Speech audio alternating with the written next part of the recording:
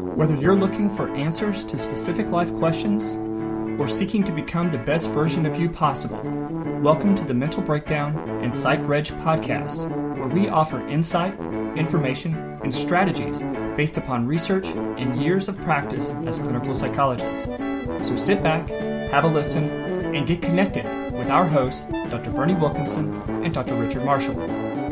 Welcome back. Here we are again today, and we are so excited because we just finished a hour-long conversation with a new friend of the podcast, Yannick Jacob. I hope he's a new friend, and I don't care what else you're doing. If you have a little bit of time, make some time. Right. To listen to this interview. Yeah. This guy's a sparkler. Yeah. He's the real deal. He was a great interview. He had so many great things to talk about. So much information. And I hate it that, of course, because we talked about this a minute ago. Don't do that. He and I got into this conversation with him, and I hate started it. getting really You excited. like it. I did like it, but admit it. It's nice of you to bow this way, but I talked a lot in the podcast. Well, I didn't talk a lot. You always talk a lot. You like to talk. I do. You guys who are smart can generate verbiage. I noticed that with my students. Those really smart, they can just talk, man. They just talk. That's you. This stuff rolls out of you. The some of us have to think about it first. It takes a long time to get it out. But it's okay, Treebeard. It's your fault. It's your fault. It's okay, Treebeard. Truebeard? Treebeard. Treebeard? Uh-huh. I'm supposed to know that. There's a reference there. You don't know that? Treebeard? That's from your era. No, it isn't. That's Lord of the Rings. That's Lord of the Rings isn't from my era. When J.R.R. Tolkien, y'all were like, y'all went to Oxford together. Who's Treebeard? Treebeard. He's the tree character in the Lord of the Rings, and talks need- very slow. Does everything very slowly. Oh, He goes, if I hope my anything, children aren't listening. he said They it. tell me to hurry up. Hurry up and say it, Dad. Well, we started. But no, out, you do have to listen to this guy. Yeah, and we started out the interview just kind of rolling right into it, and so we didn't even get a chance to introduce him. So we thought we would come back and record a little bit just to offer his bio, and so you can know a little bit more about who we're talking to and who we're talking about. So principally, he's a faculty member. Yeah. At the University of East London. Right.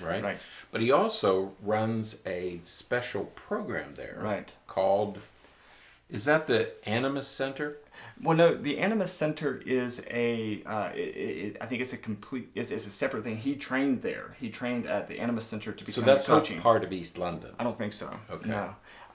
These would be all have been great questions to ask. Yeah, right. I wanted to know more about this background because it's a fascinating amalgam of experiences and training. Right. Because he brings this existential philosophical background and combines it with positive psychology. Right. Yeah, he has a master's in positive psychology, a master's in existential coaching.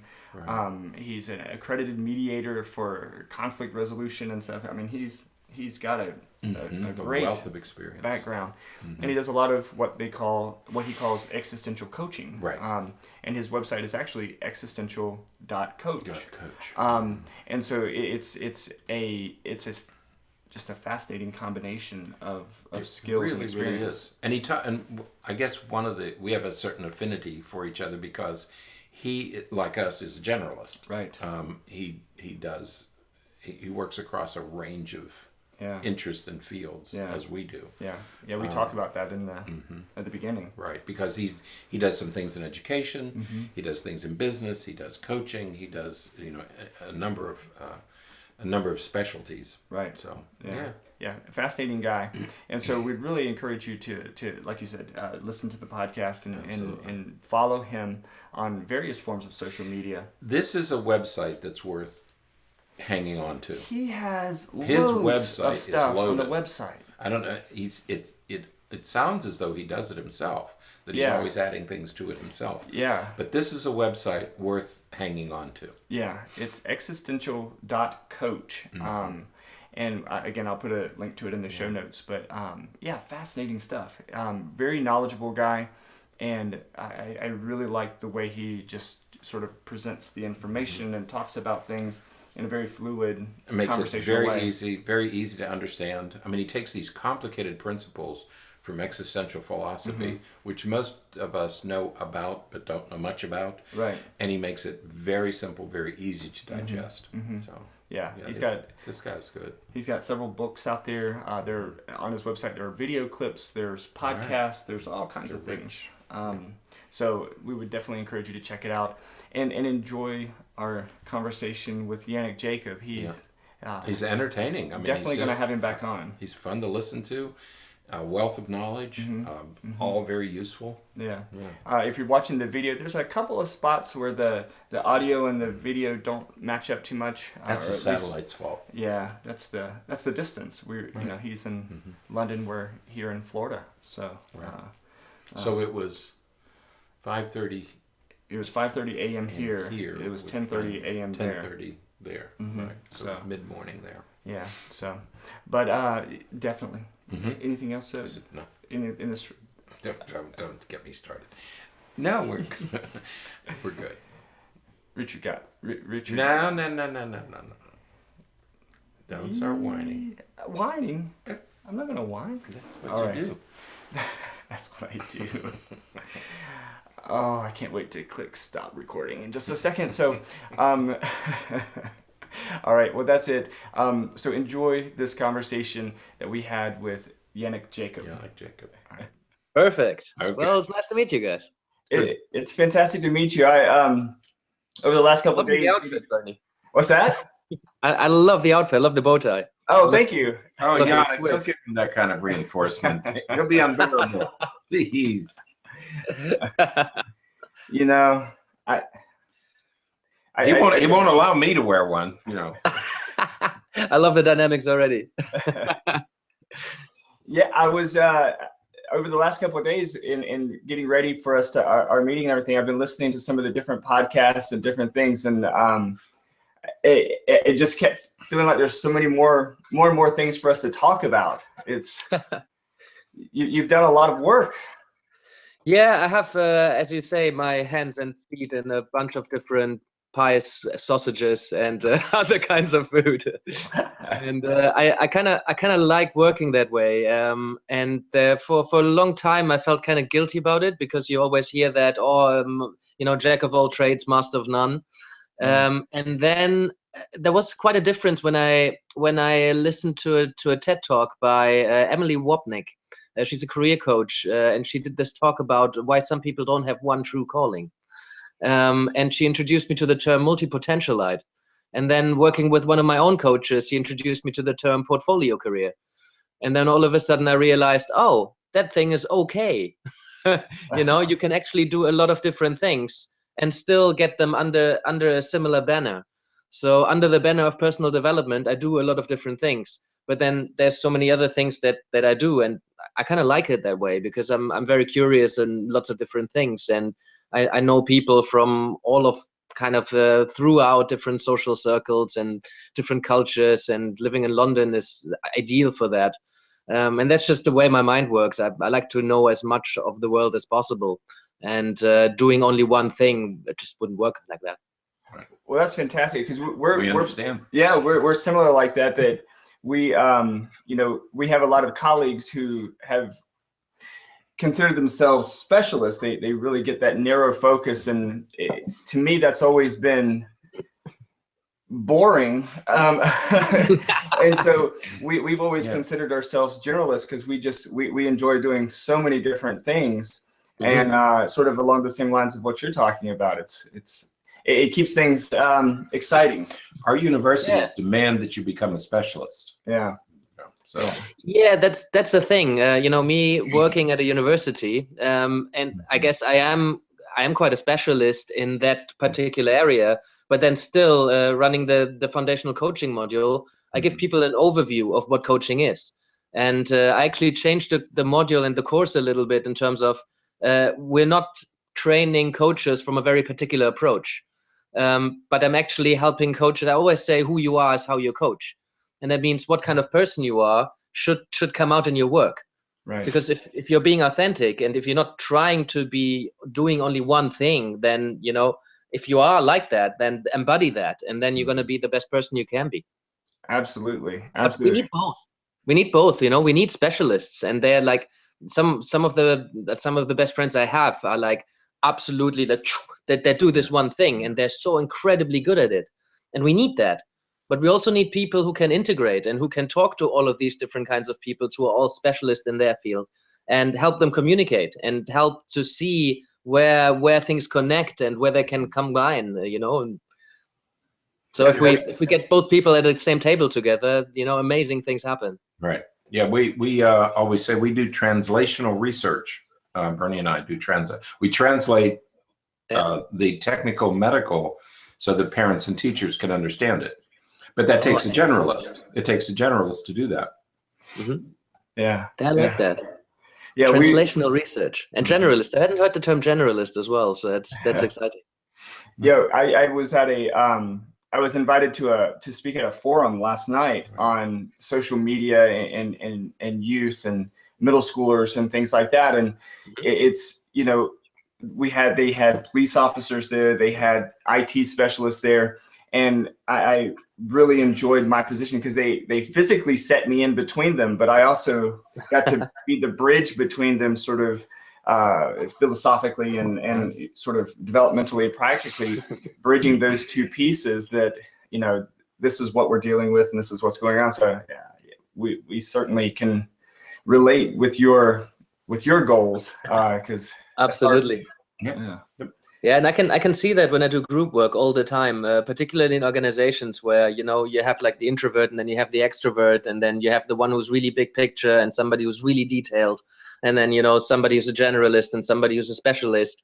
And if you construct teams well enough, and not just in organizations, but also you see it in friendship circles, if you sit people down strategically, then things happen, and if you have somebody, for example, every lawyer has to be a pessimist.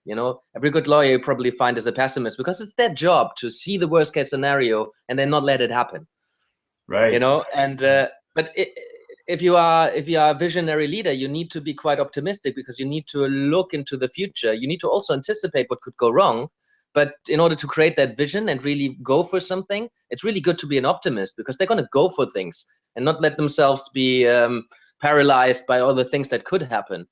But you also need the other guy who can see scenarios and then, prevent them. So if you get those two at the table and then talk to each other, that's going to have some really, really good results. Mm-hmm. Yeah, I think that's why Richard and I get along so well, because I'm an optimist and he's a pessimist. I could tell from the beginning. There you go again. I told you, don't reinforce him. Well, I've been really excited about our interview because, again, I've been looking at your website and reading through some of your stuff, and you've done so much. And over here, because you're, as you said a minute ago, you're based in London, but over here we don't really have psychology coaching as much. There's a couple of coaches. I think they just call themselves life coaches here. But what is psychology coaching, and how is it different than counseling and therapy and that kind of thing? Yeah, I mean, that's a huge question. Some of it is simple, and the other, then it gets very complex. Okay. Because I hear that as well. It's like I try not to tell people that I'm a life coach or I'm a coach or what. Oh yeah, life coach. Oh, you're a life coach, because you don't know what that actually means, and nobody actually knows. And if somebody actually has worked with a life coach, the next life coach they meet probably works very differently. Right. Mm-hmm. So I think there's this misconception, or sometimes, accurate misconception, if you want, that some of these life coaches just kind of read a few books and they lived an exciting life, and now they tell other people how to live theirs. And then it becomes the kind of guru status, that here's somebody who's extremely successful or very spiritual or seems very happy, and now they tell other people how to live a good life. And that's, for me, not what life coaching or coaching in general is about. Psychological coaching, in essence, is about having a conversation that's focused on what you want. Giving somebody a space to get to know themselves a bit better, find out what makes them tick, find out what's important to them, get in touch with what they're feeling, get in touch with what they're thinking, hear their thoughts, get some, like sometimes I just tell somebody what they just told me and they're blown away. It's like, what? This is what you just heard me say? That's amazing. I didn't mean it like that at all, but now it makes a lot of sense that I have so many issues with my personal relationships, because if you tell me I come across as quite aggressive, or, if you felt that I made fun of you, then now it explains a lot why other people might have an issue with this, or why this situation. So it's just a space where two people are being together, and I'm quite direct and honest, and I give somebody a space to think so that they can hear themselves think. And in that process, things shift. And if that process is focused on what somebody wants, like an anchor in the future, it becomes a very focused conversation. And I think at that point, it's like one of the differences you can see to counseling.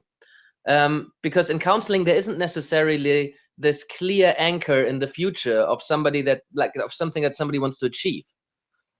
So in coaching, usually we work with a fairly clear goal. Yeah. But then at that point, it really spreads, because some coaches don't work like that. But I would say most coaches work with quite a clear agenda, because a lot of coaching is very short term. Yannick, do you see, do you differentiate coaching from counseling or coaching from therapy? Mm-hmm. Do you see them as distinct or on a spectrum?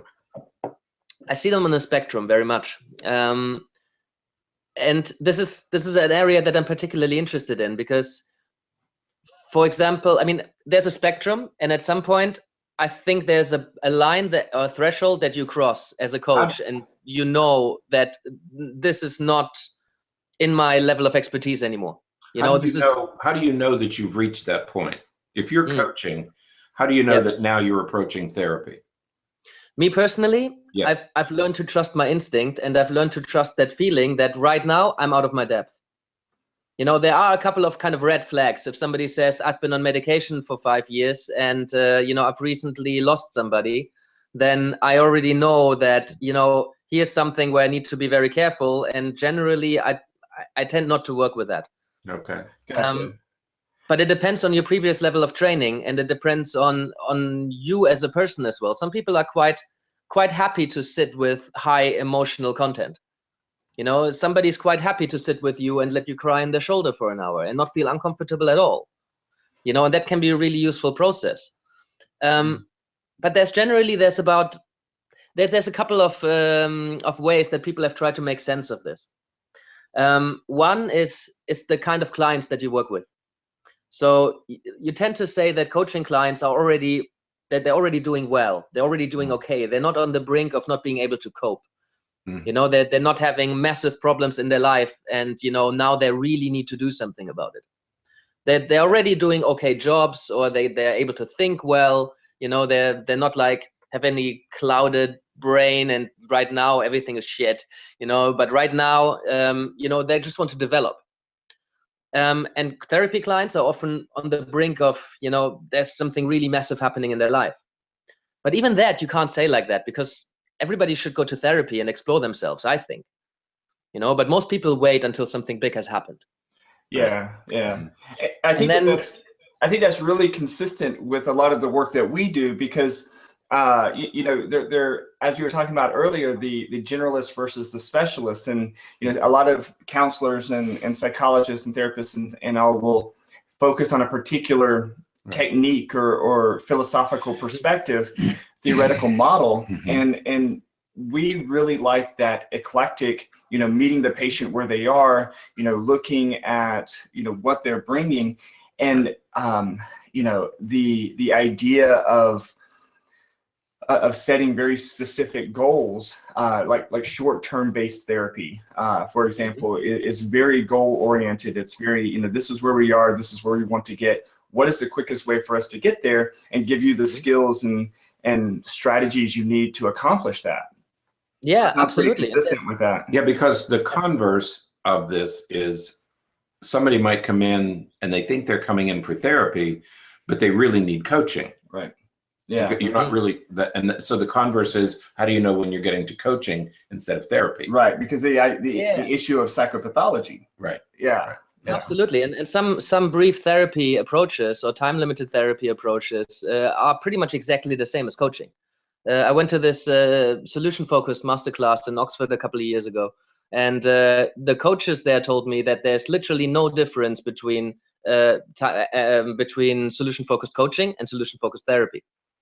They said if you look at it, a session, then you wouldn't be able to tell the difference. It's just the coaches earn more money. Hey, wait a minute. That's an idea. I need to get in touch with Animus and become a coach. Right. I can recommend Animus. They're amazing. But Yannick, you base everything on positive psychology. Right. I mean, that's the foundation of your work.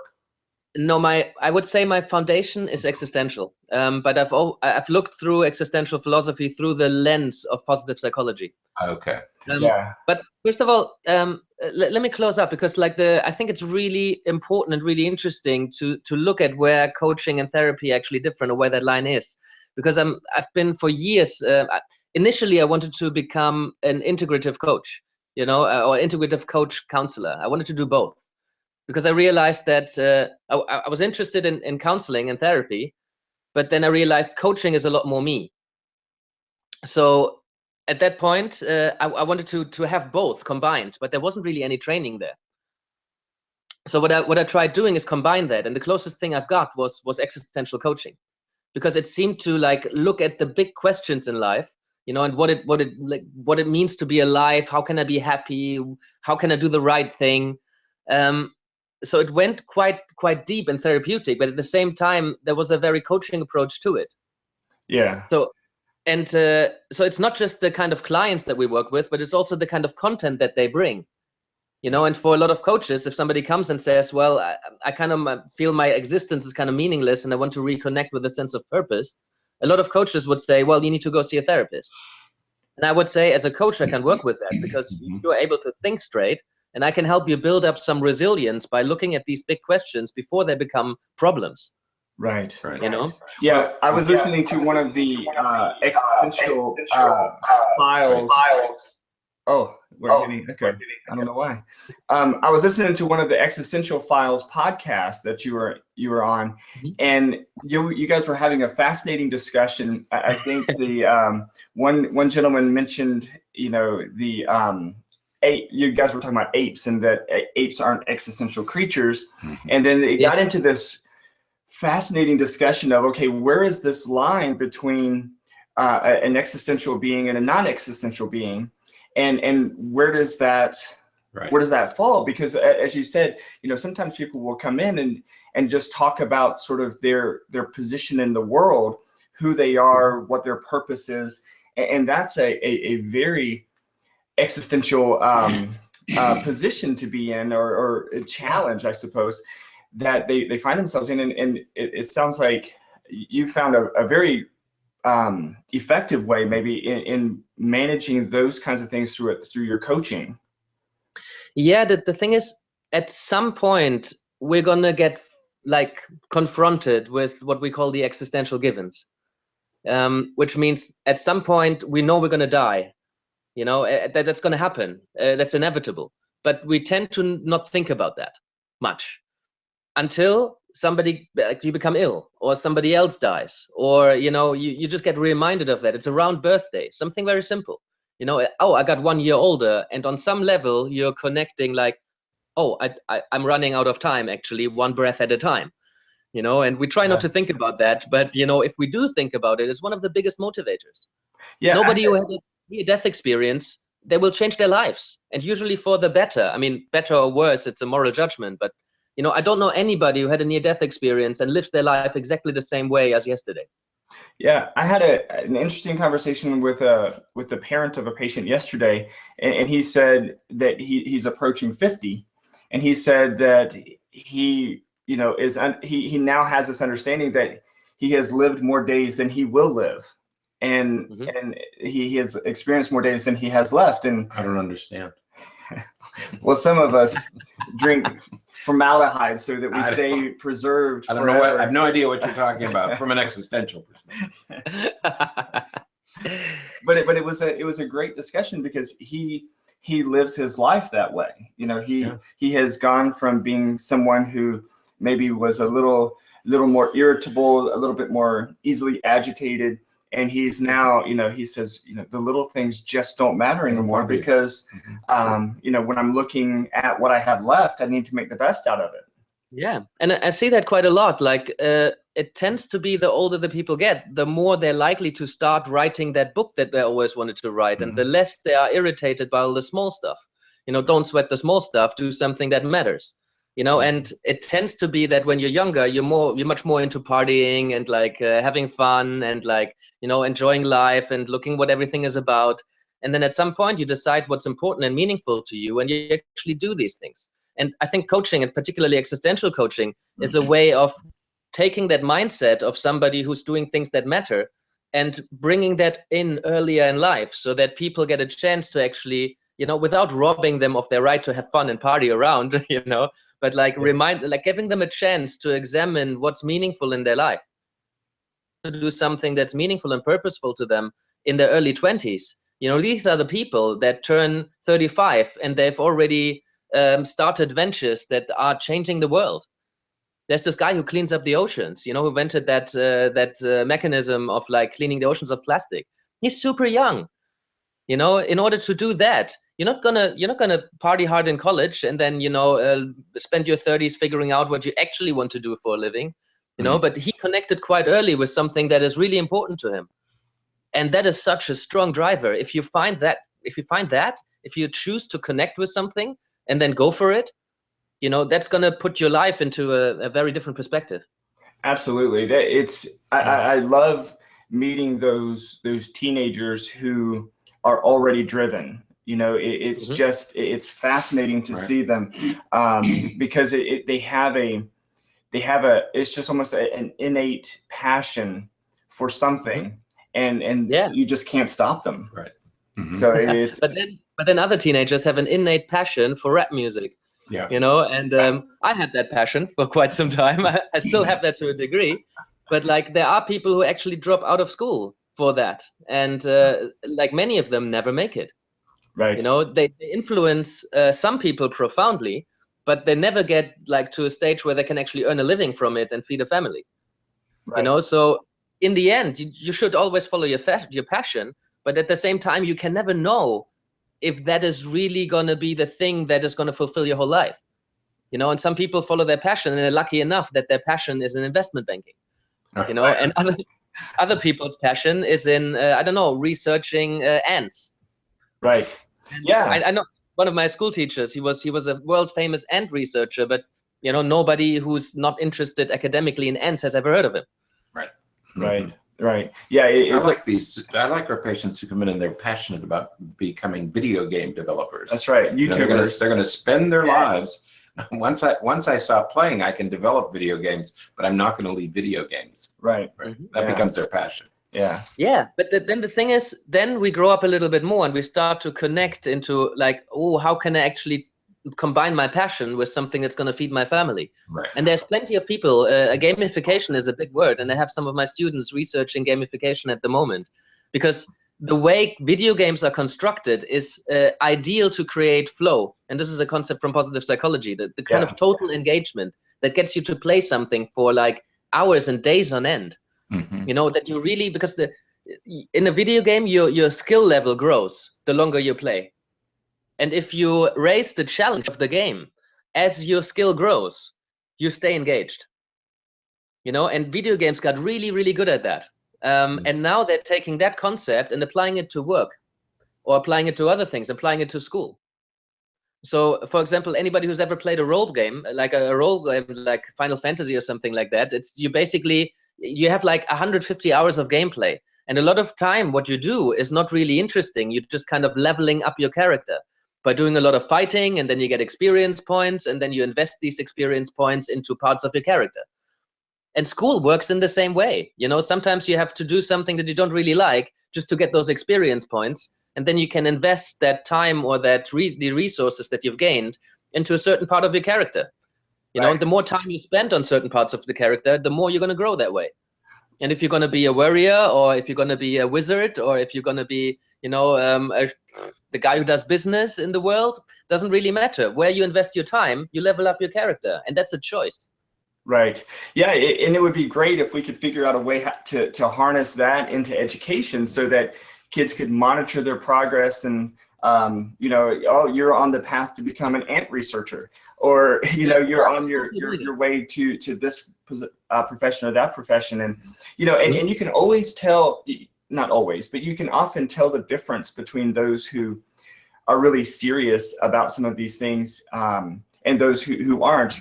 Again, we have lots of kids who come in and say, they're going to be gamers, or they're going to be video game creators.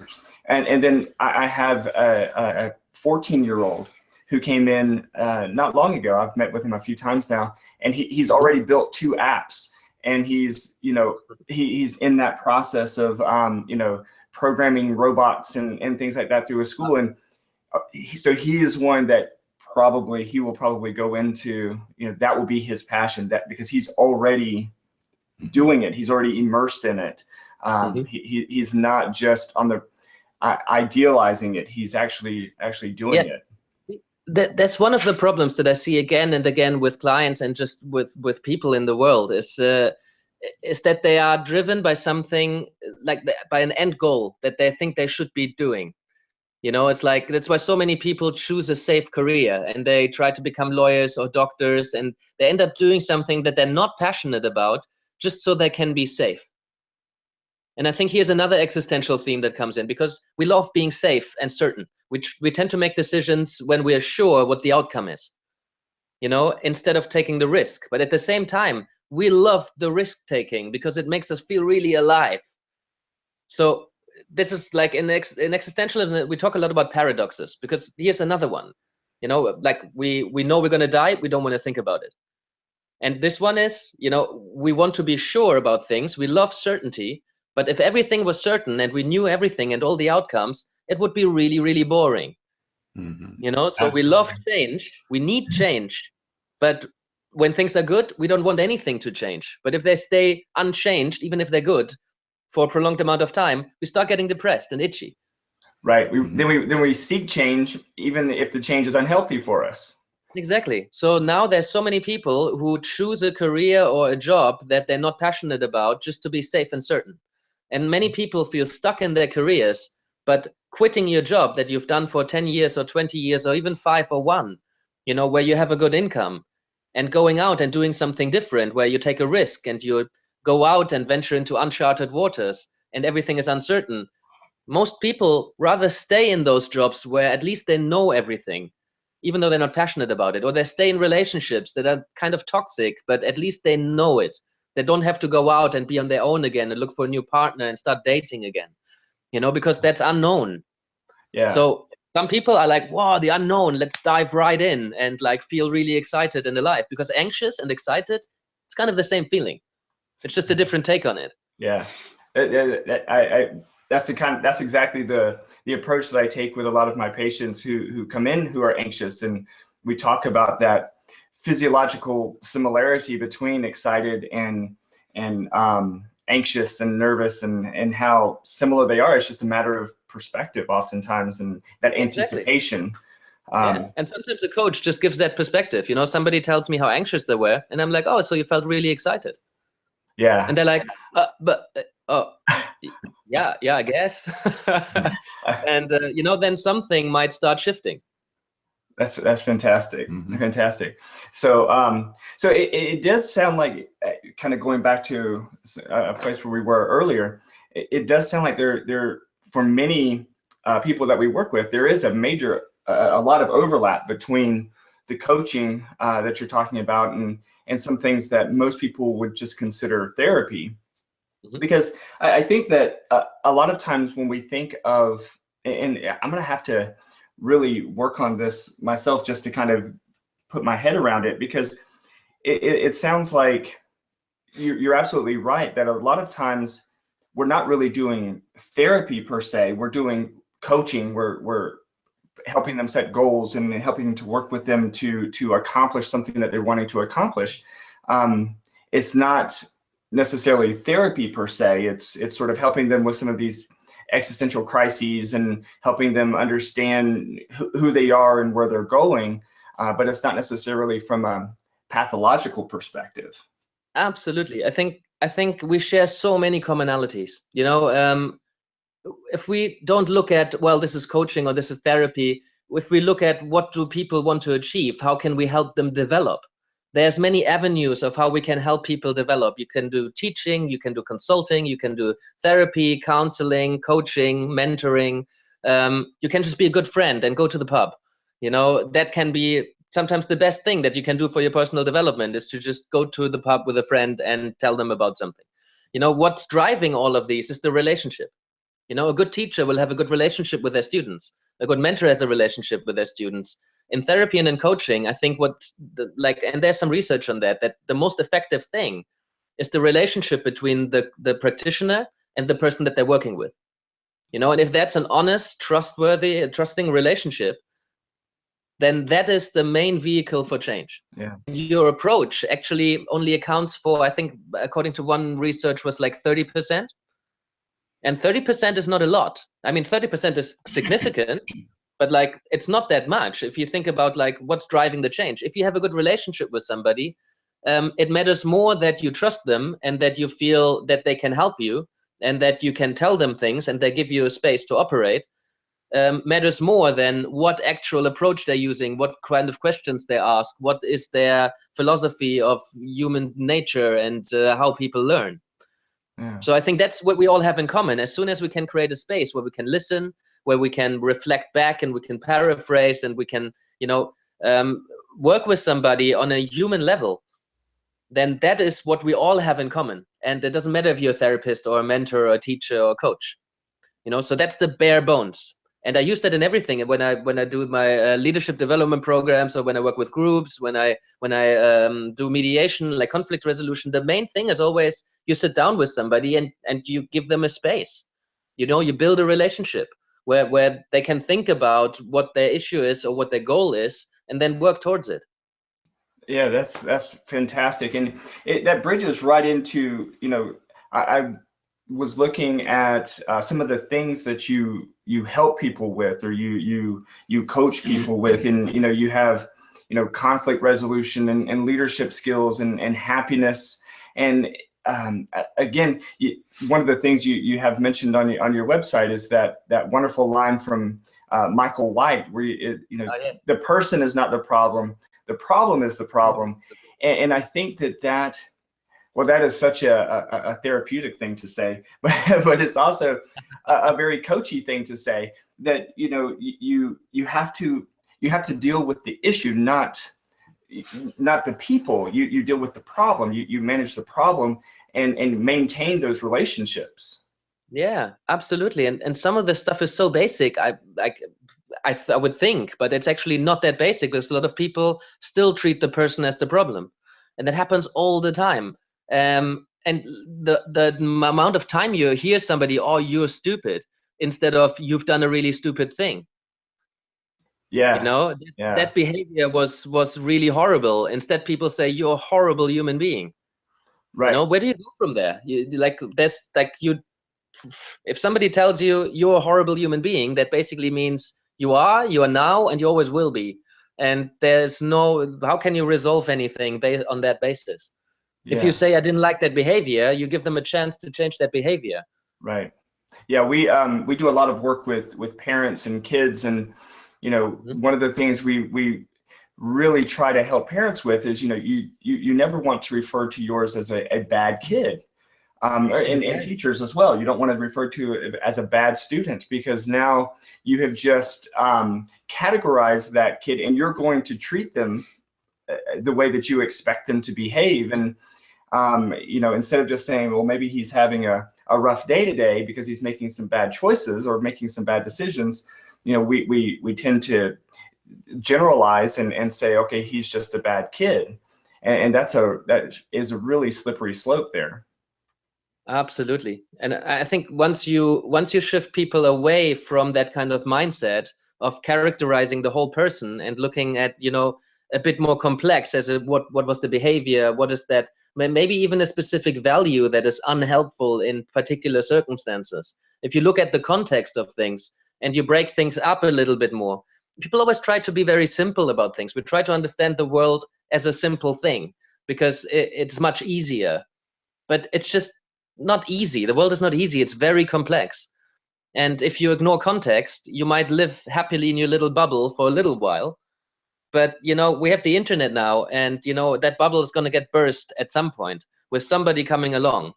You know, I always kept thinking about, like, well, what if you've lived in this tiny village somewhere in the countryside in the middle of nowhere, and, you know, you believe in whatever you want to believe in, let's say a certain religious view, or, you know, that science is everything, and we can only, or, nothing is real that we can't observe, for example, you know, and you live in that bubble until some traveler comes along and has a radically different mindset.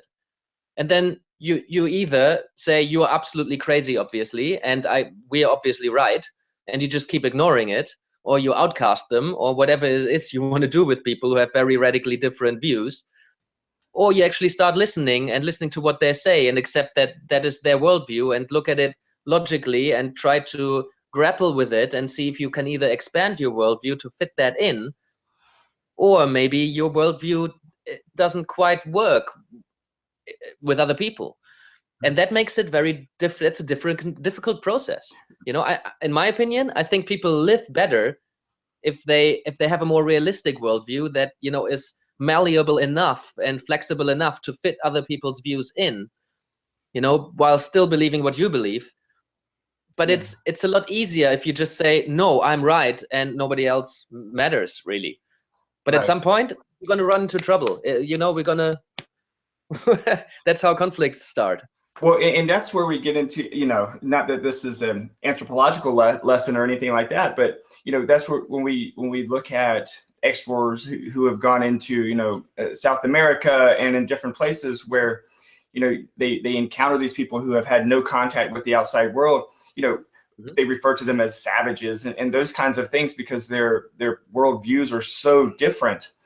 And then you see that influence of those cultures who begin to become more open to new ideas. And it's a difficult process because the level of mental health issues in Amazonian tribes or in those little bubbles is a lot lower.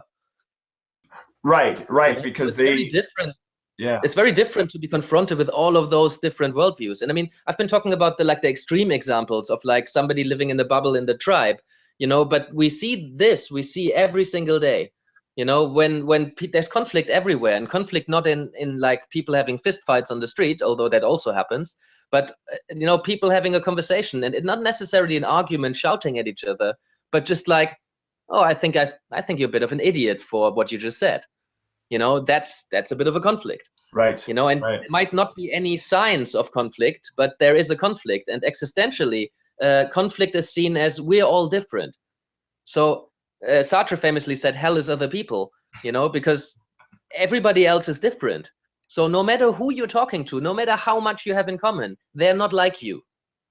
Right. So there will always be something that you disagree on. And the world would be boring if we all agreed on everything. But still, if I walk down the street and I meet 10 people, they're all different, and I'm sure I can find something where I'm like, whoa, I can't, like, do you believe that? You know? And here we just voted out of the EU, you know, and there was a huge debate, and now we have a general election coming up, and again, it's like, well, Labour, Conservative, and you know, in the States there was a huge election just now, and you know, there's a lot of this going on, you know, and it's not just black and white. It's not just Republican, Democrat. You know, it's a lot more complex than that. We can disagree and agree on so many different things. So all of this conflict is there. And the way we deal with it, I think, is crucially important to how we live and go on as a species. You know, if we can learn to build a worldview that's flexible and accept that other people think different things. And for everything that you think is right, there's somebody out there who thinks you're a despicable human being for even considering that. Yes. You know? Yeah. And once we allow ourselves to accept that that is a reality, you know, we don't like to think about people not liking us, you know, but once we accept that there's people out there who think very, very different to us, and that is okay, and that we still kind of find ways to live together despite those differences, and actually start to embrace those differences, because they're the stuff that makes the world exciting. This is where positive existentialism comes in. This is where, existentialism can be quite bleak and, we're all going to die and the world is meaningless. I see a lot of freedom and liberation in there, because, if we can embrace all the feelings and all the anxiety and, all the strangeness of like, there's people not liking me, if we can embrace that as the stuff that makes life exciting, then we are onto something. And then we can arrive at a form of happiness that includes all the negative feelings, all the things that we tend to avoid and try to be comfortable all the time. Once we start embracing the other side of the spectrum, the yang and the other side of the coin, then we can arrive at a real kind of relationship with the world, where we don't push away and suppress things that we don't like, and we embrace them as something that is actually desirable. Yeah, man, there's like so many things to talk about. We could go off into so many different directions, because there was just that tragedy, right? Yesterday or the day before, there in London. Was it London? Manchester. At the concert? Manchester, that's right, at the concert. And it's exactly the same thing that we're talking about, that difficulty we have in that conflict of, not appreciating someone else's views, or not being able to see and to understand that different people feel differently, and then to be able to accept that and to be able to move on, and instead we become aggressive and violent, and it's tragic. It's tragic, but yes, I mean, we have a tendency to suppress everything that is different, because we want to feel comfortable and we want to feel right. Everybody loves to be right, and me particularly, there's a lot of history in my family of things being right. My brother and my father probably were never wrong, but there's something that we do in terms of, we want to be right. We want to think that we have things figured out. And we tend, like as a species, we tend to silence people who disagree with us, because it's easier and more comfortable that way. But the thing is that people don't like to be silenced, and people, just like feelings, if we suppress a feeling, it's going to come back in some form. Right. If we suppress something, I mean, you will know that as therapists, if something gets suppressed, may that be a trauma in early childhood, or just like a feeling we had in the morning after having an argument with our boss or our partner, if we just forget about it, it'll come back in some form or another. It's the same with people. If we silence people and suppress them, they're going to come back in some form or another and kick us in the ass. Yeah. That's going to happen. Right. Not always, but most of the time. And I think this is what we're facing right now. We've suppressed a certain ideology for so much that they come back very violently. And they terrorize us, and it's horrible. And yeah. I mean, it's not excusable at any level, but that there's things we should start listening to, rather than just try to eliminate it. Right. And Richard, I know you have a question, but it's so interesting, because I love movies, and we see that kind of thing depicted in movies all the time. You're watching and you can see, that's going to come back and get him, later on, because he, treated that person that way, or he made that decision. And we can see that in movies, but we don't typically see that in our own lives. We don't see these opportunities or these situations that we make more difficult for ourselves by some of the decisions that we make. Mm-hmm. So absolutely. It's fascinating that we can sometimes recognize it, but sometimes not. we just don't pay attention to those things. So I had a moment there in terms of movies where when I was going through my existential coaching training, and I realized that all of the stories, all of my favorite stories and most engaging, whether that be books or movies or any kind of stories, they tended to have at least one, usually all of the existential givens in there. Somebody struggling with, there's usually a life and death situation, or very often at least. And if not, right. At least some form of ending. Something is ending, something is like temporal. You know, there's some, whether that be, I don't know, a meeting or a sandwich or somebody's life or a job or a relationship, there's always a sense of ending that people are struggling with. And that's exciting. People can relate to that. And then there's somebody who has a certain challenge with, like, who am I and how am I relating to other people? A kind of existential isolation. You know, we can never be the same as everybody else. So in every story, somebody grapples with, how can I relate myself to other people? You know, other people are always involved in any story that I've read so far. Right. And even if it's about somebody who's alone on an island, they create other people. They're present, even if they're not physically present. Right. You know, there's something about a difficult decision somebody has to make, you know, and they struggle with what's the right decision here. You know, so there's something about how can I get certainty about this? And, you know, all of these themes, they're always there. Well, there's always a sense of meaning. You know, what does it all mean? Why does it matter? Why am I doing this job? Why am I in this relationship for? You know, why am I why am I fighting this person that's coming up, or something like that? You know, all of these givens, they're present and they make a good story, you know, so they make a good life. Yeah. Yeah. I think that, you know, we haven't really talked about existentialism much on our podcast. We've kind of danced around some of the different points, but, you know, if any listeners out there are interested in a movie or something that sort of depicts some of these things that you're talking about, you know, one that always comes to my mind when I think, or when I'm teaching my graduate students about existentialism, is that Michael Keaton movie from some time ago called My Life. I don't know if you ever saw it, but no, it's all about him dealing with the fact that he's dying. He has terminal cancer. And his wife is, I think at the start of the movie, I think his wife is about 6 months pregnant or something. And he's only, they only predict that he's going to live, well, that he's not going to live long enough to see the baby born. And so the whole thing is him making videos of himself about what he wants to teach his son.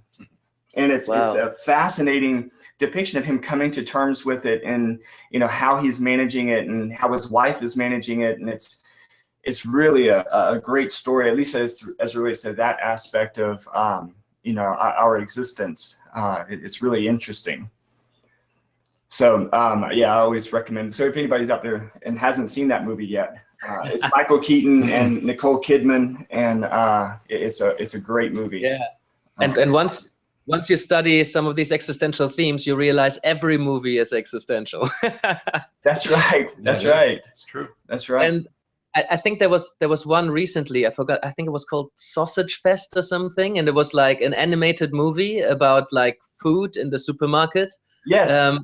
And it turned out highly philosophical. It was absolutely amazing. You could just watch it for like its entertaining value, but it turned out to be highly philosophical of like, I don't want to spoil too much, but like, do go and watch it. It has like so much in it. Same with South Park, you know, every South Park episode you could just watch and just like laugh at the swear words and the little kids doing something. But every single South Park episode has an incredibly clever metaphor in it, and social criticism and philosophical themes. It's amazing. I knew Yannick and I were going to be like best friends. That sausage movie, that's Seth Rogen. And Seth Rogen? No.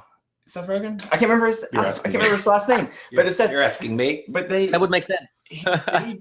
they do great movies, because it's the same guys who did It's the End, and he's in Pineapple Express and some of those guys. Yeah. It's a fantastic movie, because I noticed exactly the same thing, that, you know, the whole thing, they're dealing with, you know, what's on the other side of the door. You know, what happens when somebody chooses you and you go to the other side, and it's really. Yeah, and that whole notion of people don't want to know the truth because it's uncomfortable. Right. You know, right. So shouldn't people have the right to live in their blissful denial? You know, and I think that's a choice. Like, do you want the blue pill or the red pill? You know, Matrix brought it up already. And like, some people choose to live in a real but complex but difficult world and try to embrace all of the stuff that's going on with that. And other people are like, nah, I'd rather live in my, you know, beautiful fantasy. You know, but I think that at some point you're going to get ripped out of this fantasy. It's inevitable. You know, and if it's by your own death, And the people who are approaching their own death and they've been living in that bubble their whole lives are usually the ones that regret living their life in that way, because if they have chosen it and made an informed decision to live comfortably and not look at certain ways, then that's okay with me. I wouldn't judge it. I wouldn't live like that, but I wouldn't judge it. So if somebody comes to me and they say, well, I feel really stuck in this job, but at least I know the things that I know, and my life is not really going anywhere, but I'm actually okay with that, then I would say, okay, you go live your life. As long as you are able to see that in 30 years or in 40 or in 50, you might look back and be like, I wish I had lived a little more. If you make an informed decision, fair play, you do your thing. But if you want to, if you just live in denial and you don't know that it is a bubble, then I'm like, oh, that's such a shame, because they don't have the chance to actually go out and live, because they just don't break out of that bubble. Yeah. So I think for me, as an existentialist, it's all about choice. And as a coach, it's all about agency. So I want people to be able to make an informed decision what they're going to do with their lives. How can they make good use of their time? And if they decide that the best use of their life is to sit on the beach and do nothing, then okay, it's not exciting work for me, but so that they might go work with somebody else. But right. I totally respect that choice. Yeah, and I think that one of the things that is our responsibility, either as a therapist or as a coach, is to help people understand those choices. To understand that they do have the opportunity to choose, that it's not really predestined, that they can make some decisions and they can, guide their own path if they so choose. Yeah, and I always say you can do whatever you want as long as you are able to live with the consequences of your actions or your inactions. Right. Because right. Not choosing is a choice. Right. If you're okay, there's no rules. If life is completely meaningless and there's no rules, you make the rules. And you can choose to not accept the rules of the law of the land. You can choose to break the law. That's your choice. If you're willing to face the consequences of potentially, live your life in prison, you can still do whatever you want. You can choose to be a bank robber, and maybe you make it. And maybe that's going to be the life you always wanted, doing one heist and then going to the Bahamas. Right. Chances are that's not going to work out. But you could, if you take the risk and you're willing to take the consequences. I wouldn't work with you because, that's ethically a little bit difficult. but I would kind of have a little bit of respect for somebody's choice, depending on their personal values. And if somebody works with me and they find out what their values are and what's important to them and what their moral and ethical code is, at some point I would say, look, we're so far apart here. I can't ethically justify supporting you in that goal that you just chose. You have to find a bank robbing coach or whatever, if that exists. I wouldn't support that, but I would respect somebody's decision to live their life in their own set of rules. Right. And it goes back to something, Richard, that we've talked about a lot of times on the podcast is, how do you define success? You may define success by, I'm just in a comfortable job that doesn't really expect a whole lot from me. I can just go in and do the same thing day in and day out. But my success is at home or in the community or with my friends. And that's really what I want to focus on. I don't really care about that professional aspect of things. I just want to, build these relationships and that kind of thing. That may be your definition of success. And that's perfectly fine. But don't identify that as success, but then really be disappointed that you're not necessarily getting the promotion because you're not focusing on that. Yeah, and you're 25 and you do nothing in your job and you sleep 12 hours and you don't have much responsibility and you get a fat paycheck and you're like #winning, but then 30 years later you're like, oh, I wish I would have actually done something meaningful. Right. If you asked me, my definition of success would probably be to live to live a full life, to experience the whole spectrum of experiences that life has to offer. And that goes in both ways. If you're always happy and comfortable, you don't know what sadness feels like. Happy just becomes the new normal. And then you need to be very happy in order to be happy. And you need to be a little happy would feel like sadness. Right. So that's the curse and the blessing of human beings. We adapt to everything good and everything bad. almost everything. There's a couple of things we don't adapt to, but that's besides the point. Like, that's right. We adapt. So if I would have never experienced like extreme dread and sorrow and bereavement, then I wouldn't value feeling good and when things are going well so much. So I think for me, success would be to experience the whole spectrum of what life has on offer. Right. That's a great way to say that, because again, there's so many things about your perspective that matches some of the things that we talk about and teach, and to really appreciate things, you have to. And I actually said this last night. If you want to succeed, you have to know what failure is first. You have to fall short to know when you've made it. And those people who really set their limits so shallow that they really never stretch themselves out there. You're limiting yourself artificially and so significantly that it's hard to break beyond that. Exactly. I mean, you can't succeed if you don't take any risks, and you can't fall in love if you don't make yourself vulnerable. And any story where everybody is happy and nobody is ever struggling is really, really boring. That's right. It would not be a movie that I would go watch. Exactly. So I think there are some movies where like everything's really nice, but it's just like you can only watch that for so long. Right. Yeah, exactly. So, well, yeah, I was just looking up at the time, and we've almost been talking for an hour, and I hate to take so much of your time. Is there anything else? I'm happy to talk about these things. We could talk all morning. Is there anything else that you would love for the listeners to hear about or to think about, or anything that we haven't talked about that you'd like to share? Yeah, I was thinking that. I mean, there's two things that I think we need more shifts in, and I think one of the early things we need to do about that is to spread awareness about these shifts. And one is in education, and the other one is in organizations. So I think in education we need to teach more of these kind of things. We need to teach kids more things about mindset and being so outcome focused, focusing on the process. We can teach resilience. We can teach people the ability to bounce back from when bad things happen. And we can teach them we can get them to think about what their values are and what's important to them. And we can teach them how they can choose their behavior and not be the slaves of their emotional responses and their automatic behaviors. And a lot of that stuff, what are the building blocks of happiness, and how can I work towards goals, and how can I achieve something that I want, and how can I deal with the setbacks and the stumbling blocks. We can teach those things. We know that now. But usually this used to be taught by school, by parents, or by communities, or by churches, and now it doesn't so much anymore. So we can teach that in schools. And actually, me and a few colleagues, we wrote a curriculum that spans over 7 years to teach personal and social development.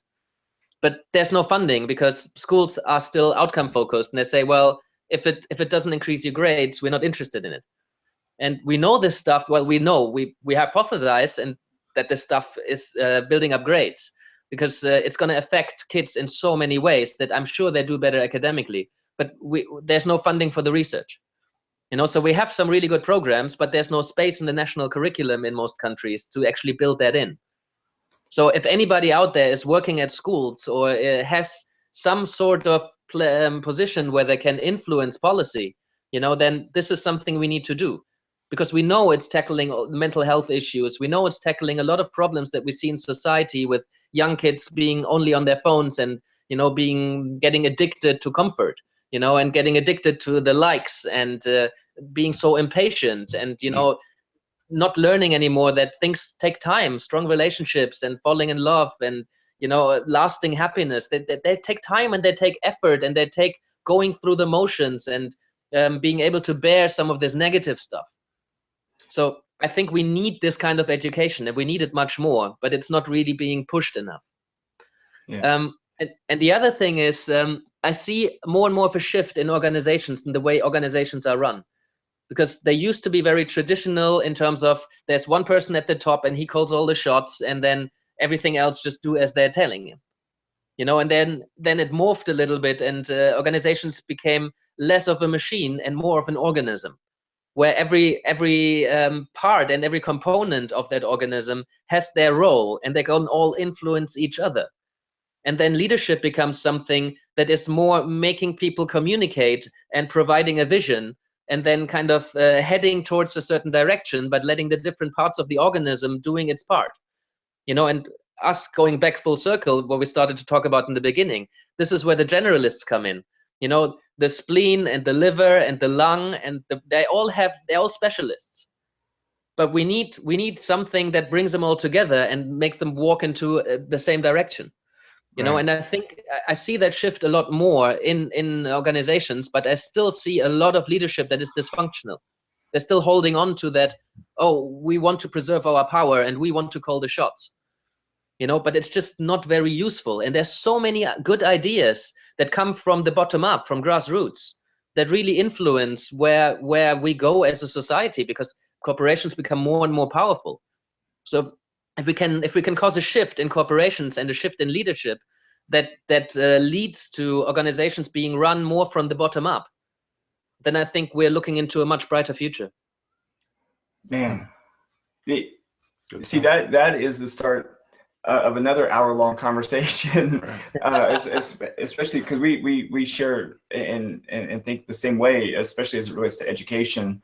You know, the way that our focus is wrong in education. So that's great stuff, and we'll have to have you on again sometime so that we can kind of go into some of those things.